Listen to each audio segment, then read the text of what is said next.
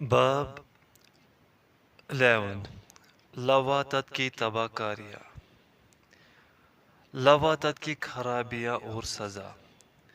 لواطت کا گناہ کفر کے قریب قریب ہے۔ لواطت ازدواجی مصلحتوں کے سراسر خلاف ہے۔ لواطت کی خرابیاں بڑی خطرناک ہے، اس لیے اس کی عقوبت و سزا بھی یہاں اور آخرت میں دونوں جگہ خطرناک ہے۔ لواطت و زنا کی سزا میں سے بڑی کون سی ہے؟ علماء کے اندر اختلاف ہے کہ لواطت کی سزا زیادہ سخت ہے یا زنا کی، یا دونوں کی یکساں ہے۔ اس بارے میں علماء کے 3 اقوال ہیں۔ سیدنا ابوبکر صدیق، سیدنا علی بن ابی طالب، سیدنا خالد بن ولید، سیدنا عبداللہ بن زبیر، سیدنا عبداللہ بن عباس، سیدنا خالد بن زید، سیدنا عبداللہ بن عمر رضی اللہ عنہم، امام زہری، ربی بن ابی عبد الرحمن، مالک، اسحاق بن راہوے، امام احمد بن حنبل۔ ان کی ایک صحیح روایت کے مطابق امام شافعی رحمۃ اللہ علیہ، ان کے ایک قول کے مطابق یہ کہتے ہیں کہ لواطت کی عقوبت و سزا زنا کی عقوبت و سزا سے زیادہ سخت ہے۔ لواطت کی سزا قتل ہے، لواطت کرنے والا شادی شدہ ہو یا غیر شادی شدہ۔ سیدنا عطا بن ابی رباح، سیدنا حسن بصری، سیدنا سعید بن المسیب، سیدنا ابراہیم نخعی، سیدنا قتادہ، امام اوزاعی، امام شافعی از روئے ظاہر مذہب، امام احمد بن حنبل، دوسری روایت کے مطابق امام ابو یوسف، امام محمد رحمہم اللہ اس طرف گئے ہیں کہ لواطت اور زنا دونوں کی عقوبت و سزا یکساں ہے۔ امام حاکم اور امام ابو حنیفہ رحمہم اللہ یہ کہتے ہیں کہ لواطت کی سزا اور عقوبت زنا کی سزا اور عقوبت سے کم ہے۔ لواطت کے لیے کوئی شرعی مقررہ حد نہیں ہے، بلکہ اس کے لیے تعزیر ہے۔ ان کی دلیل یہ ہے کہ لواطت ایک سخت ترین معصیت ہے، جس طرح کے اور بہت سے بڑے بڑے معاصی ہیں، اور اللہ کے رسول صلی اللہ علیہ وسلم نے اس کے متعلق کوئی خاص حد مقرر نہیں فرمائی۔ ان کی دلیل یہ ہے کہ لواطت ایک سخت ترین معصیت ہے، جس طرح کے اور بہت سے بڑے بڑے معاصی ہے، اور اللہ کے رسول صلی اللہ علیہ وسلم نے اس کے متعلق کوئی خاص حد مقرر نہیں فرمائی، اس لیے اس میں صرف تعزیر ہوگی، جیسے کہ مردار کا گوشت اور خون اور خنزیر کا گوشت کھانے میں تعزیر ہے۔ نیز ایک دلیل یہ پیش کرتے ہیں کہ لواطت میں شہوت کا استعمال ایسے مقام میں ہوتا ہے جس سے انسانی طباعی گریز کرتے ہیں، اور اسی وجہ سے شریعت نے اس کے متعلق کوئی خاص حد مقرر نہیں کی، جیسے کہ جانوروں اور گدھے کے ساتھ وطی کرنے میں کوئی حد مقرر نہیں کی گئی۔ نیز ایک دلیل یہ پیش کرتے ہیں کہ لواطت کو لغت، شرع اور عرف میں زنا نہیں کہا جاتا، اس لیے یہ ان نصوص کے ماتحت نہیں آتی جو زنا کی حد پر دلالت کرتی ہے۔ نیز یہ لوگ کہتے ہیں کہ قواعد شرعیہ عموماً ایسے بنائے گئے ہیں کہ اگر معصیت و گناہ طبعی اقتضاء کے ماتحت ہے تو اقتضاء طباعی کی وجہ سے شرع نے اس کے لیے حد مقرر کی ہے، جیسے کہ زنا، چوری، شراب نوشی وغیرہ کے لیے حد مقرر کر دی گئی ہے، کیونکہ یہ معاصی اور گناہ مقتضیات طباعی سے سرزد ہوتے ہیں، اور مردار کھانے، خون پینے اور خنزیر کا گوشت کھانے پر حد مقرر نہیں کی، کیونکہ اس کا کھانا طباعی انسانی کی مقتضیات کے خلاف ہے۔ نیز یہ علماء یہ دلیل بھی پیش کرتے ہیں کہ لواطت کی حیثیت بعینہ وہی ہے جو چوپائی اور مردے کے ساتھ وطی کرنے کی ہے۔ یہ امر بالکل واضح ہے کہ مرد مرد سے وطی کرے، یہ طباعی انسانی کے سراسر خلاف ہے۔ اللہ نے انسانی تباہی کی جبلت ہی کچھ ایسی بنائی ہے کہ مرد مرد سے وطی کرنے سے سخت نفرت کرتا ہے، جس طرح کی یہ امر تباہی انسانی کے خلاف ہے کہ ایک مرد دوسرے مرد کا خواہش مند ہو کہ وہ اس کے ساتھ وطی و جمع کرے، بخلاف زنا کے کہ اس میں دونوں جانب سے داعیہ موجود ہوتا ہے۔ نیز یہ علماء ایک یہ دلیل بھی پیش کرتے ہیں کہ دونوں قسم کے افراد یعنی فاعل و مفعول اگر اپنی اپنی جنس سے فائدہ اٹھائے تو اس میں حد نہیں، مثلا عورت عورت کے ساتھ مساحقت کرے تو اس میں حد نہیں ہے، اسی طرح اگر مرد مرد سے فائدہ اٹھائے تو حد نہیں ہوگی۔ قائلین قول اول یعنی جمہور امت جو اس کے قائل ہیں کہ لواطت کی عقوبت و سزا زنا کی عقوبت و سزا سے زیادہ سخت ہے، یہ کہتے ہیں کہ اس کی عقوبت و سزا پر صحابہ کا اجماع ہو چکا ہے۔ لواطت کے مفاسد حد سے زیادہ خطرناک ہے، کسی گناہ کے مفاسد اس کے مفاسد کے برابر نہیں، اس کے مفاسد کفر کے مفاسد کے قریب پہنچ جاتے ہیں۔ بسا اوقات قتل نفس سے زیادہ اس کی خرابیاں ظاہر ہوتی ہیں اور یہ ہم عنقریب بیان کریں گے انشاءاللہ۔ اس کبیرہ گناہ کی سزا میں اللہ نے کسی قوم کو قوم لوط سے پہلے اس طرح ہلاک نہیں کیا کہ اسے جڑ بن سے اکھاڑ دیا ہو۔ اس قوم کو اس فعل بد کی وجہ سے اللہ نے وہ سخت سزا دی کہ دنیا کی کسی قوم کو ایسی سزا نہیں دی اور اسے ہلاک کرنے میں مختلف قسم کی عقوبتیں جمع کر دی گئی۔ ان کی آبادی، ان کے مکان ان پر الٹ دیے گئے، انہیں زمین کے اندر دھسا دیا، آسمان سے ان پر پتھر برسائے گئے اور انہیں سنگسار کیا گیا، ان کی آنکھیں اندھی کر دی گئی اور ہمیشہ کے لیے یہ عذاب ان پر لازم کر دیا گیا۔ اس قوم پر اللہ کی خفگی ایسی ہوئی کہ یہ جرم بہت سی خرابیوں کا موجب ہے، اور یہ اتنا بڑا جرم ہے کہ اس سے زمین کانپنے لگتی ہے، اور جس وقت زمین پر یہ گناہ ہوتا ہے زمین کے کنارے جنبش کر جاتے ہیں، فرشتے یہاں سے بھاگ کر آسمان پر چلے جاتے ہیں اور زمین کے دور دراز گوشوں میں جا کر پناہ لیتے ہیں، جبکہ وہ اس فعل بد کو دیکھ پاتے ہیں اور اس لیے بھاگ جاتے ہیں کہ کہیں عذاب الہی اتر آیا تو یہ بھی اس کی زد میں نہ آ جائے۔ زمین بارگاہ الہی میں پکار اٹھتی ہے، پہاڑ لرز جاتے ہیں، کسی انسان کو قتل کر دیا جائے یہ اس کے ساتھ لواطت کرنے سے بہتر ہے، ناحق قتل کر دیے جانے سے وہ شہید ہوگا، لیکن اس کے ساتھ لواطت کرنے کے بعد وہ قتل کیا جائے گا تو نجات ممکن ہی نہیں اور وہ آخرت کی فلاح و نجات سے بھی محروم ہوگا۔ اور یہ لوگ اس پر یہ استدلال پیش کرتے ہیں کہ قاتل کی حد مقتول کے ورثاء کے اختیار میں ہے، اگر وہ چاہے تو معاف کر سکتے ہیں اور اسے قصاص میں قتل ہونے سے بچا سکتے ہیں، لیکن لواطت کرنے والے پر تو حتمی طور پر حد جاری ہوگی، رہائی ممکن ہی نہیں ہے، اور اس حد پر اصحاب رسول اللہ کا اجماع ہو چکا ہے۔ صحیح اور صریح احادیث جن کی کوئی ایک حدیث بھی معارض نہیں ہے اس پر دلالت کرتی ہے کہ رسول اللہ صلی اللہ علیہ وسلم کے صحابہ نے اور خلفائے راشدین نے ان احادیث پر عمل کیا ہے۔ چنانچہ سیدنا خالد بن ولید رضی اللہ عنہ سے ثابت ہے کہ عرب کے بعض اطراف میں ایک شخص انہوں نے ایسا دیکھا جو عورتوں کی طرح مرد کے ساتھ شادی کرتا تھا، انہوں نے خلیفہ اسلام سیدنا ابوبکر صدیق رضی اللہ عنہ کو اس واقعہ کی اطلاع دی تو سیدنا ابوبکر صدیق رضی اللہ عنہ نے صحابہ کرام کو جمع کیا اور اس بارے میں مشورہ کیا۔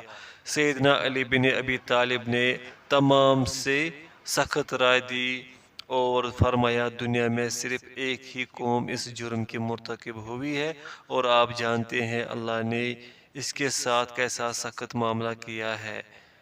میری رائے تو یہی ہے کہ اسے جلا دیا جائے۔ چنانچہ سیدنا ابو بکر صدیق رضی اللہ عنہ نے سیدنا خالد بن ولید رضی اللہ عنہ کو یہ لکھ بھیجا اور سیدنا خالد بن ولید رضی اللہ عنہ نے اسے جلا دیا۔ اس بارے میں سیدنا عبداللہ بن عباس رضی اللہ عنہما نے یہ رائے دی کہ ایسے آدمی کو آبادی میں جو سب سے بلند جگہ ہو وہاں لے جایا جائے اور وہاں سے سر کے بل نیچے پھینکا جائے اور اس سے پتھروں سے سنگسار کر دیا جائے۔ سیدنا عبداللہ بن عباس رضی اللہ عنہما نے یہ حد اور سزا قوم لوط کی عقوبت و سزا سے اخذ کی ہے۔ نیز سیدنا عبداللہ بن عباس نے رسول اللہ صلی اللہ علیہ وسلم سے یہ روایت نقل کی ہے کہ رسول اللہ صلی اللہ علیہ وسلم نے فرمایا، جس کو تم قوم لوط کا کام کرتے پاؤ تو تم فاعل اور مفعول دونوں کو قتل کر دو۔ سنن نبی داؤد، مسند احمد۔ یہ روایت تمام اہل سنن نے بیان کی ہے اور ابن حبان وغیرہ نے اس حدیث کو صحیح کہا ہے۔ امام احمد بن حنبل رحمۃ اللہ علیہ نے بھی اس روایت کو قابل حجت تسلیم کیا ہے۔ اس حدیث کی اسناد بخاری کی شرائط کے مطابق ہے۔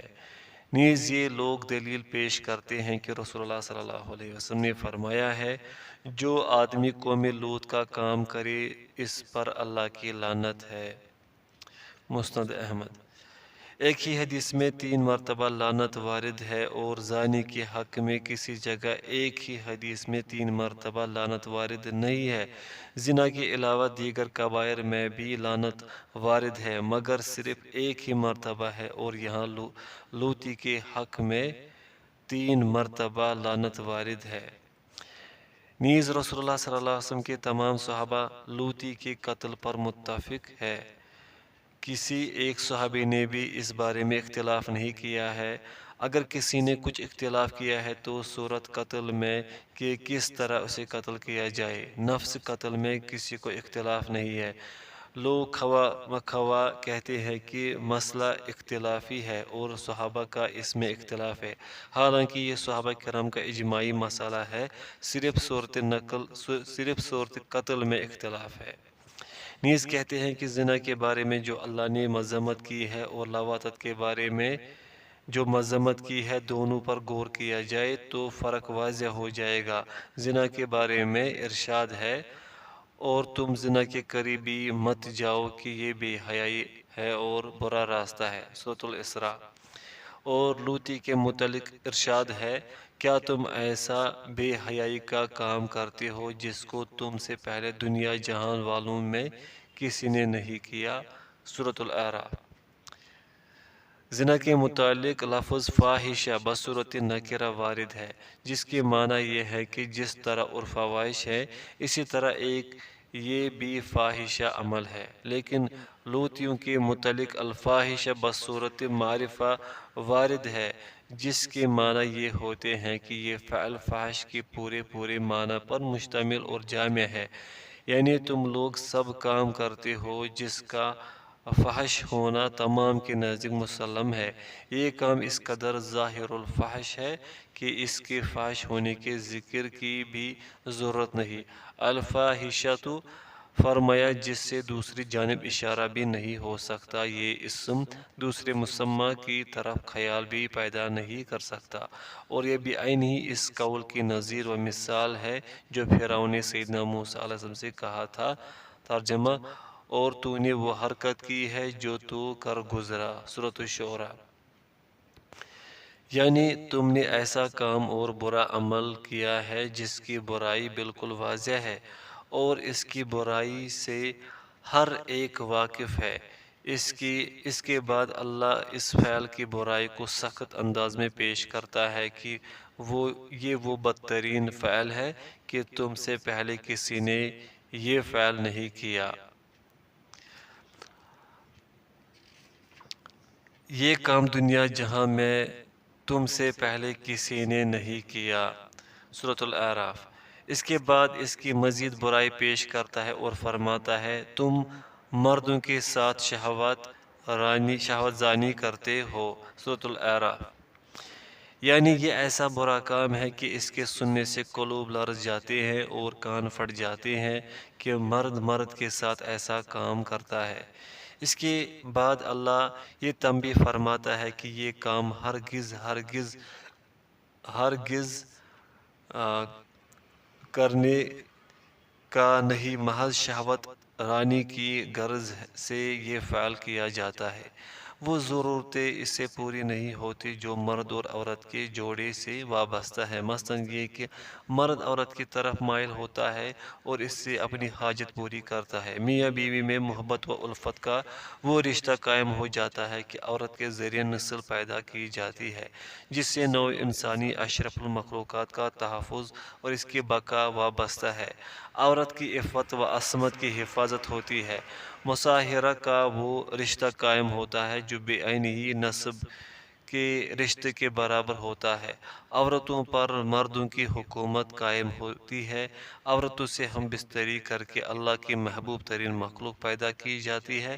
انبیاء، اولیاء، اہل ایمان اور دیندار اللہ پرست لوگ پیدا ہوتے ہیں۔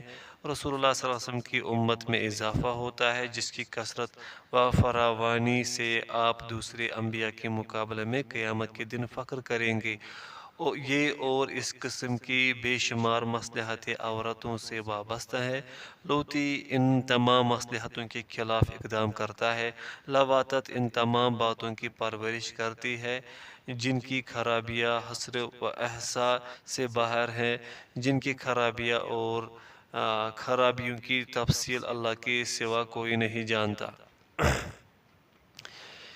اس کے بعد اللہ اس کی قباحت کی مزید تاکید فرماتا ہے کہ لوطی فطرت انسانی کے خلاف اقدام کرتا ہے، مرد کو جس فطرت پر پیدا کیا ہے اس کے خلاف ورزی کرتا ہے۔ فطرت یہ ہے کہ مرد عورتوں سے اپنی شہوت پوری کرے، نہ کہ مردوں سے، لیکن لوطی اس فطرت کے خلاف کام کرتا ہے۔ فطرت طبیعت جبلت کے سراسر خلاف اقدام کرتا ہے، اور یہی وجہ تھی جس کی بنا پر قوم لوط کی آبادیوں کو اللہ نے الٹ دیا، منقلب کر دیا اور سر کے بل دے مارا۔ اس کے بعد اس کی قباحت کی مزید تاکید فرماتا ہے کہ یہ بے راہ روی اور زیادتی ہے، اور یہ لوگ حد چھوڑ کر آگے بڑھتے ہیں۔ اللہ تعالیٰ فرماتا ہے بلکہ تم تو حد سے ہی گزر گئے ہو۔ سورۃ الاعراف۔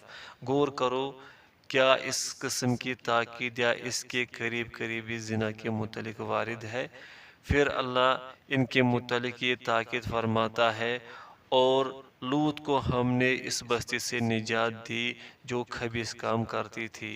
سورۃ الانبیاء۔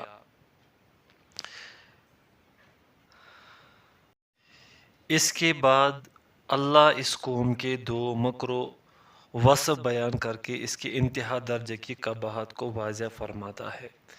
واقعی وہ برے اور بدکار لوگ تھے۔ سورۃ الانبیاء۔ اللہ تعالیٰ اپنی پیغمبر کی زبان سے یہ کہلواتا ہے، اے میرے پروردگار، ان تباہی انگیز لوگوں کے مقابلہ میں میری مدد فرما۔ سورۃ العنکبوت۔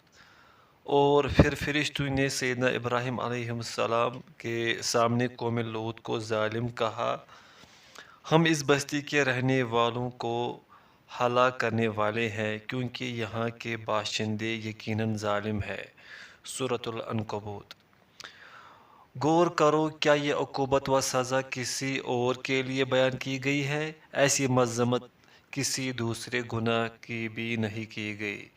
جب سیدنا ابراہیم علیہ السلام اس قوم کے بارے میں کچھ حجت پیش کرتے ہیں اور عذاب کے ٹل جانے کی کوشش کرتے ہیں تو فرشتے جواب دیتے ہیں، اے ابراہیم، یہ بات چھوڑ دو، تمہارے رب کا حکم آ پہنچا ہے اور ان پر نہ لوٹایا جانے والا عذاب ضرور آنے والا ہے۔ سورہ ہود۔ ان لوطیوں کے ثمر و غرور پر غور کرو۔ ان لوطیوں کے غرور پر غور کرو کہ ان کی خباثت و سرکشی کس درجہ بڑی ہوئی تھی کہ جب یہ فرشتے سیدنا لوط علیہ السلام کے یہاں پہنچتے ہیں تو انسانی شکل میں نہایت خوبصورت شکلوں میں پہنچتے ہیں۔ لوطی سیدنا لوط علیہ السلام کے مکان کی طرف دوڑ پڑتے ہیں اور اللہ کا یہ پیغمبر جب ان کو دیکھتا ہے تو گھبرا جاتا ہے اور کہتا ہے، اے میری قوم، یہ ہیں میری بیٹیاں جو تمہارے لیے بہت ہی پاکیزہ ہے۔ سورہ ہود۔ اپنے مہمانوں کی عزت و آبرو بچانے کے لیے اپنی لڑکیاں پیش کرتا ہے کہ لوگو، میری لڑکیوں سے تم شادی کر لو مگر میرے مہمانوں کو نہ چھیڑو، میرے لیے یہ شرم و عار کا موجب ہے۔ چنانچہ سیدنا لوط علیہ السلام ان سے کہتے ہیں، اے میری قوم، یہ ہیں میری بیٹیاں جو تمہارے لیے بہت ہی پاکیزہ ہیں، اللہ سے ڈرو اور مجھے میرے مہمانوں میں رسوا نہ کرو، کیا تم میں ایک بھی بھلا آدمی نہیں؟ سورہ ہود۔ اس کا جواب بھی متمرد لوگ کیا دیتے ہیں، اس پر غور کرو جو اللہ تعالیٰ نے فرمایا ہے، تم جانتے ہو کہ ہمیں، یعنی انہوں نے کہا، تم جانتے ہو کہ ہمیں تمہاری بیٹیوں کی کوئی ضرورت نہیں، اور جو ہماری اصلی چاہت ہے وہ تم خوب جانتے ہو۔ سورہ ہود۔ یہ سن کر اللہ کا پیغمبر ٹھنڈی سانس لیتا ہے اور کہتا ہے، کاش مجھ میں تمہاری مقابلہ کی طاقت ہوتی یا میں کسی مضبوط پناہ میں ہوتا۔ سورہ ہود۔ یہ سن کر اللہ کے بھیجے ہوئے فرشتے سیدنا لوط علیہ السلام کو حقیقت حال سے مطلع کرتے ہیں اور کہتے ہیں، آپ گھبرائیں نہیں، وہ نہ ہمارا کچھ بگاڑ سکتے ہیں اور نہ آپ کو دکھ دے سکتے ہیں، ہم کو اللہ نے ان کی ہلاکت کے لیے بھیجا ہے۔ ہم تمہارے رب کے بھیجے ہوئے فرشتے ہیں، ناممکن ہے کہ یہ تجھ تک پہنچ جائے۔ سورہ ہود۔ پھر انہیں اللہ کی بشارت سناتے ہیں اور لوطیوں کے لیے جو عذاب لے کر آئے ہیں اس کی انہیں اطلاع دیتے ہیں، کہتے ہیں، تم کچھ رات گئے اپنے گھر والوں کو لے کر یہاں سے نکل کھڑے ہو، اور تم میں سے کوئی پیچھے مڑ کر نہ دیکھے، ہاں تمہاری بیوی ضرور مڑ کر دیکھے گی، اس پر وہی عذاب آئے گا جو ان سب گناہ گار لوگوں پر آئے گا۔ ان کو عذاب پہنچنے کا مقررہ وقت صبح ہے، کیا صبح کا وقت قریب نہیں ہے؟ سورہ ہود۔ جب اللہ کا پیغمبر ان کی ہلاکت میں کچھ دیر پاتا ہے تو کہتا ہے کہ جلد اترنا چاہیے، فرشتے کہتے ہیں، ہاں جلد سے عذاب اترے گا، کیا صبح کا وقت قریب نہیں ہے؟ سورہ ہود۔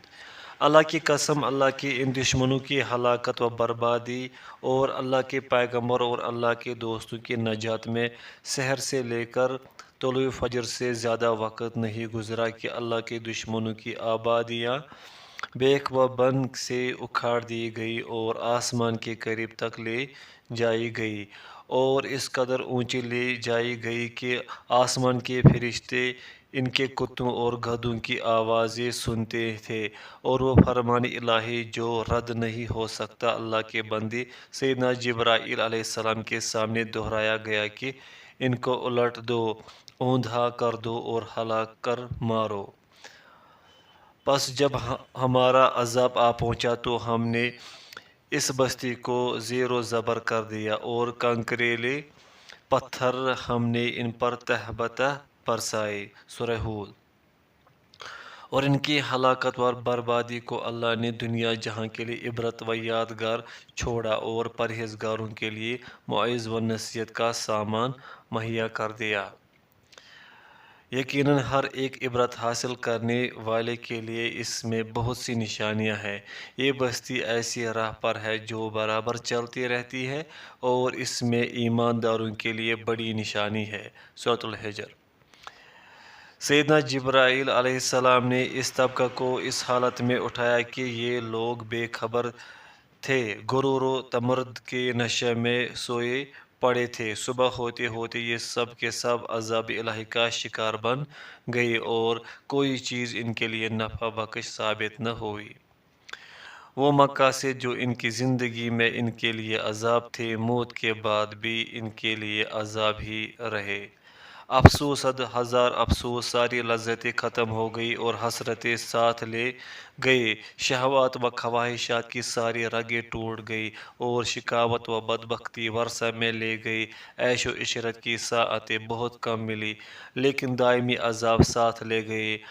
پرخار گرا پرخار چراگاہوں سے چارہ کھایا، لیکن دردناک عذاب اور اپنے سروں پر لاد گئے۔ افسوس، شہوت و خواہشات کے نشے نے ان کو افاقہ کا موقع ہی نہ دیا۔ ہوش میں آئے تو اس وقت جب کہ ان کی آبادیاں دردناک عذاب میں دہر لی گئی تھی۔ غفلت نے ان کو ایسا بے خبر سلا دیا کہ ہلاکت و بربادی کے وقت تک جاگ ہی نہ سکے۔